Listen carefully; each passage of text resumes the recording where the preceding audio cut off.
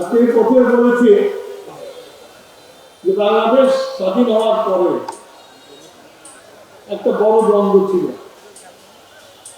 যে বাংলাদেশ বানিয়েছি আমরা, তাদেরকে আমরা সবাই বানাবে যে বাংলাদেশের যে মানচিত্রটা আছে এই মানচিত্রের মধ্যে কি সবাই বানাবে? আমরা আমার মনে হয় আমরা সবাই বানাবি না।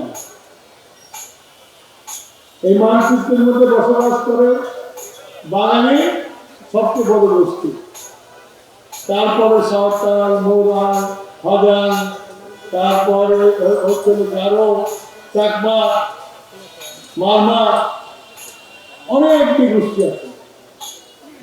এটা দিয়েই হলো বাংলাদেশ। কিন্তু দেশ স্বাধীন হওয়ার পরে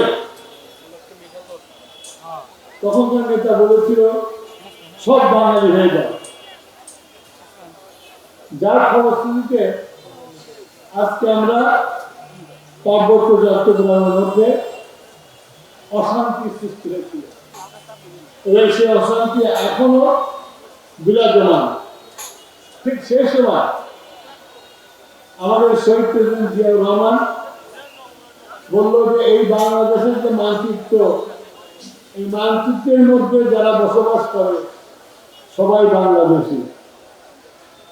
এটা হচ্ছে একটা বাগানের মতো, বাংলাদেশি জাতীয়তাবাদ হচ্ছে একটা বাগানের মতো।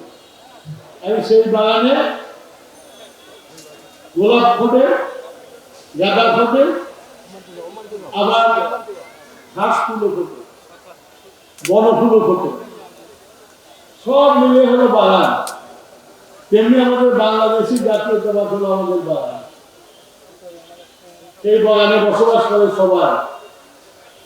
তো আমরা সেই দল, যে দল অন্যান্য নিগুট যে সমাজ আছে তাদেরকে আমরা মূল্যায়ন করি। আমি শুধু তোমাদেরকে এটুকু বলবো, আমার সরকার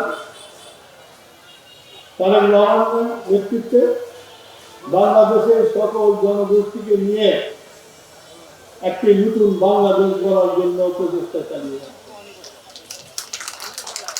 যে শব্দ শহীদ প্রেসিডেন্ট জিয়াউর রহমান দেখেছিল, ইনশাআল্লাহ তার সন্তান তারেক রহমানের নেতৃত্বে সেই স্বপ্ন বাস্তবিত হবে। সত্যিকারের বাংলাদেশি জাতীয়তাবাদী হবে। সবাইকে শুভেচ্ছা দিয়ে আমার বক্তব্য শেষ করছি।